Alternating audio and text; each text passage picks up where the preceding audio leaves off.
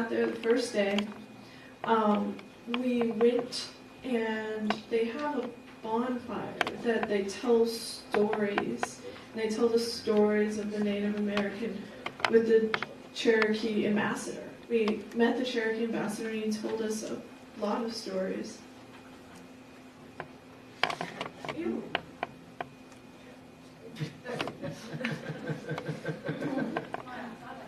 Okay.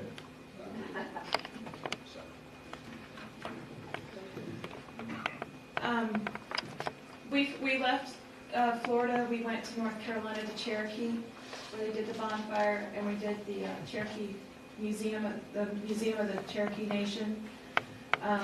We did Unto These Hills. I can't even name everything we did. The really impressive part that I enjoyed when we were in Cherokee is our youth. We took them to the United Methodist Church in Cherokee, where we made connections with the great-great-grandson of John Ross, who was the chief during the removal, who saved the Cherokee Nation. And talking with him and having interactions with him and forming community with him, we were then invited to bring our youth to the Cherokee Nation's Youth Council. We took our oldest youth, I think there was 8 of them, along with 2 advisors. And we met with them and we talked about their principles and how they reflected our principles. We talked about our religious faith with each other, and maybe Morgan and Hannah can elaborate on that because they were both there. It was an incredible experience. Well, the Cherokee Youth Council is at the Koala boundary, and that's the area that we were at in Cherokee, North Carolina. It's so that the youth of the tribe there is able to have a voice in the government, in the ongoings and lawmaking of the entire tribe. And also the Cherokee Youth Council has 7 guiding principles that they use, and it was really interesting to sit there and talk to them and see how they line up kind of closely with our 7 principles. And it was a really amazing and a lot of fun experience to have, to sit in on one of their meetings.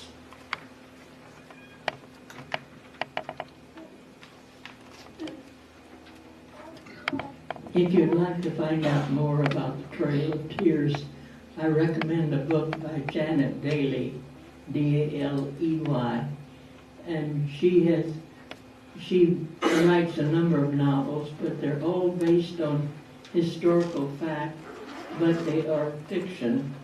And the thing that disturbs me so much, we have gotten our land by force, and now we're fighting all the time to keep other people out and not share what wealth we have.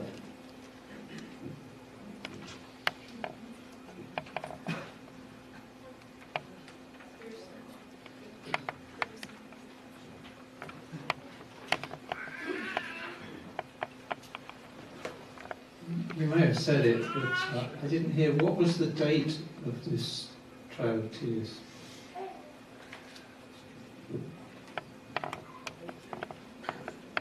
It started in 1830 and was about 2 years. Oh, sorry. It was about 1830 is when the Indian Removal Act actually was in play, was enacted, and then it took about two years to do everything. For the initial walk. It was several other walks after that, but the actual Trail of Tears was, about 2 years it took to do all that. I did want to mention real quick before we pass on the mic that, I wanted to also share the fact that, this trip was with 25 youth, around there, 25 to 27, and a bunch of advisors. And we had the organizational effort by the youth, and everybody was amazing. We even had other UU churches. We stayed at a UU church in Georgia, 2 of them in Georgia. The UU Church of Chattanooga. The UU Church in Chattanooga and the UU Church in Emerson.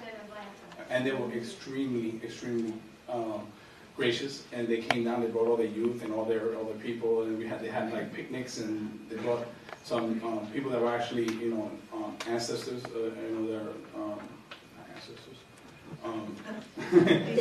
descendants of Native Americans that spoke to us, and they actually spoke to us about how the tribes, the lower plains and the higher plain Cherokees, and what happened to each one of them. It was pretty cool.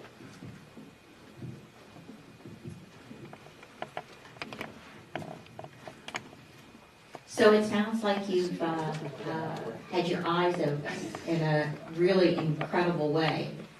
My question now is, with your eyes open, what now?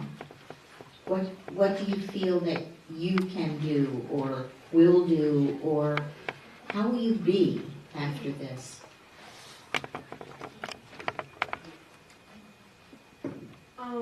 For me, it's that I will remember, and I'll tell everyone. I feel like it's important to tell people, because we aren't trying to remember. We don't want to remember, and it just happens again and again. If you don't tell people, or if you try to forget, it may be such a terrible thing, but it's better than forgetting.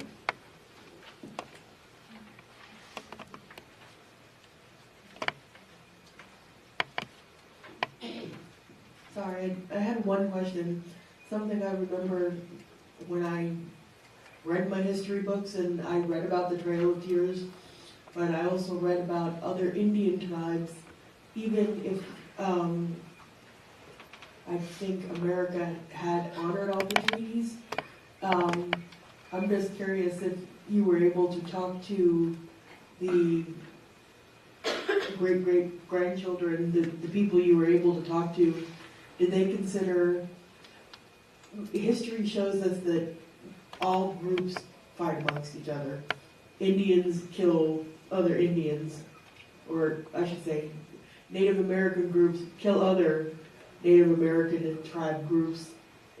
How would it be different if we had been peaceful? Or would it be different, or would their tribes have eventually weakened and kind of died anyway because of other tribes?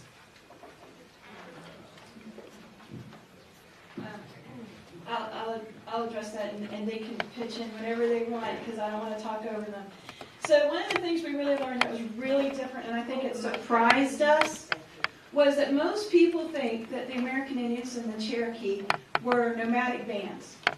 When the Indian Removal Act was passed by President or written by Andrew Jackson, at that time the Cherokee had seen what was happening. They saw the Europeans come in.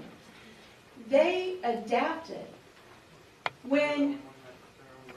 Yes, so you've heard of Sequoyah, who wrote. So I'll get to that. Well, you can address Sequoyah. So you think you have this vision in your head from the movies about what the Cherokee looked like.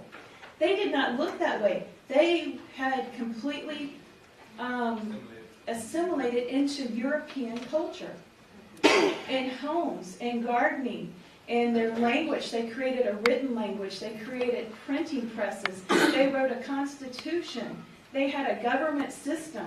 All of this was in place before Andrew Jackson decided they needed to go. Why did they need to go? They found gold. And the state of Georgia really wanted that land. So North Carolina actually protected the Cherokee. That is why you still have the Cherokee Nation in that small little region there in the Smokies. All the land surrounding the Cherokee Nation originally came down almost to just south of the middle line of Georgia, went all the way into Alabama, up towards Tennessee. It wasn't just this small space that we know of. And so when you think about people being removed, we're talking about settled, assimilated populations who spoke our language, had created their own, and had done everything we had asked them to do as a nation to fit in. So I'm going to let the kids elaborate on that. They were, as she said, Sequoyah with the Cherokees, they had their own language, they created their own constitution, they had their own newspapers. A lot of them even converted to Christianity. There was a few going off to Christian colleges. They wore European clothes. They had towns, and a few of them that were slave owners and plantations. And John Ross, who was the national chief for them, also was a Harvard graduate too. So. Yeah, just to get back to the original topic of the question that she asked, if they would have weakened and killed themselves off had it not been for European intervention. While I'm saying if Europeans had honored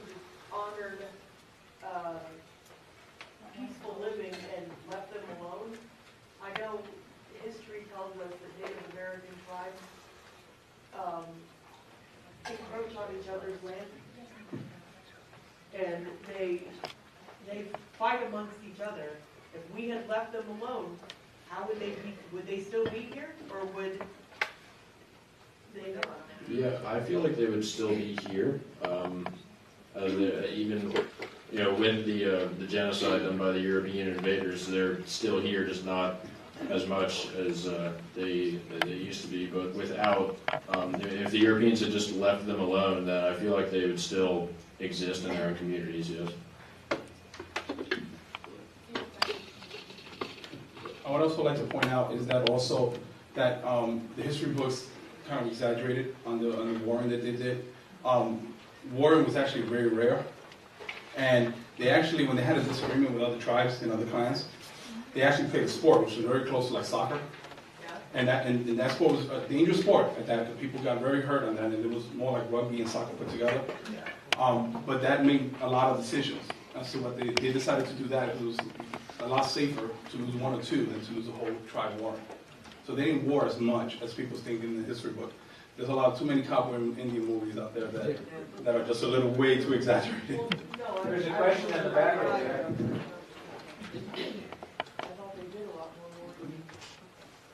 Question over here. Just as a comment, I'm a professor of anthropology at UCF. The history books are written by the victors. That's the first thing I would say. The second thing I would say is that Native American is a huge category for an incredibly large and diverse group of people. Some of them may have been more warlike than others, but to fall into the speculation of, well, would they have all killed each other off anyway? I think as a species, we're doing a really good job of that right now. So that's all I just wanted to say is keep in mind, history books are written by specific people, usually the winners. And Native American means a lot of different things. This is a very specific group of people, but there were many, many, many others. So just to keep it in mind. Thank you. Another quick point. We also learned that Native American is not the word they actually prefer. They actually prefer to be called indigenous people. Because they actually consider themselves, the joke as the chieftain said, we're already Americans, we were born here. Yeah. So there was no choice for them. So.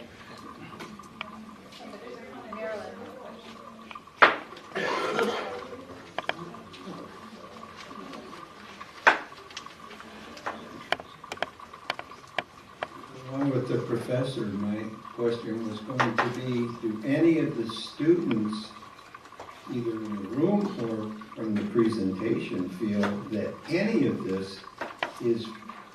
part of this is fairly represented in your formal education?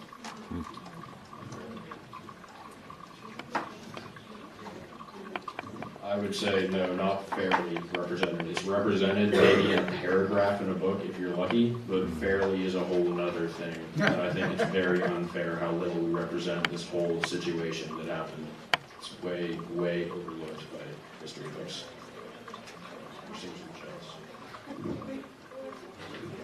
Yeah, we'll do one more question. Let's take a time. Yeah.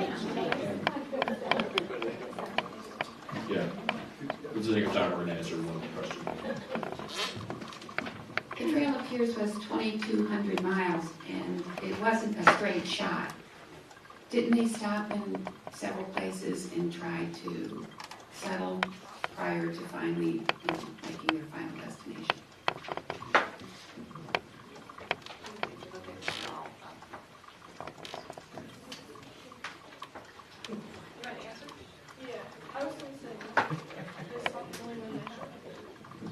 There were two groups, there were many removals.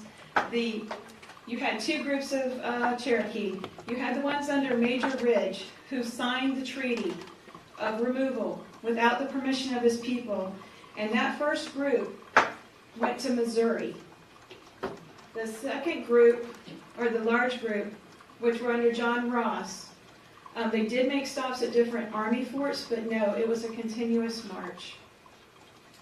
And I wanted to talk about something really quick, and I didn't know if the kids remember about this. One of the things they kept bringing up when we were talking to the youth and we were talking to different people there in Cherokee, and a really lovely man we met at the UU Church in Chattanooga, what do you do with white guilt?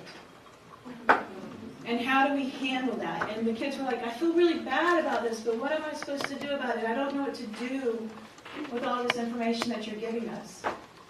And the most poignant thing that I heard someone say is, remember, tell our story so that we never forget.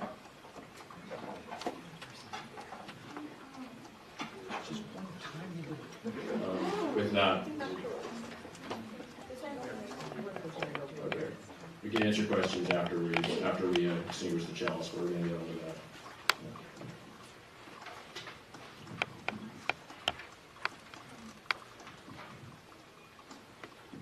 We thank the spirits of the north, south, east, west, of Father Sky and Mother Earth and the Spirit within for being here with us today. And the circle will remain open but never broken as we extinguish the chalice today.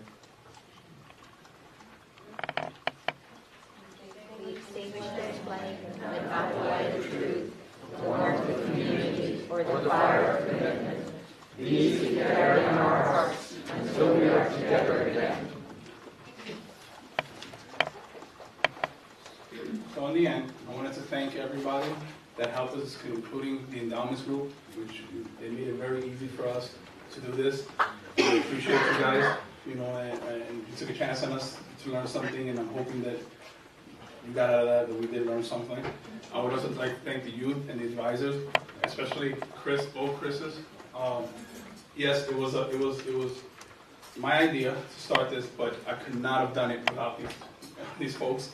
I went crazy sometimes trying to figure out arrangements, and they were definitely helpful, especially Chris Jarman over there. Stand up.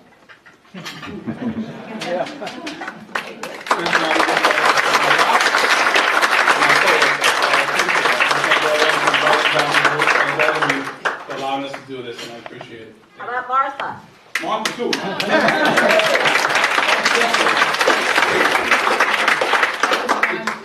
You went with us. I'm going to give this to Helen. No. I'll hold it, I'll share. This is a Native American song that the Jacksonville church was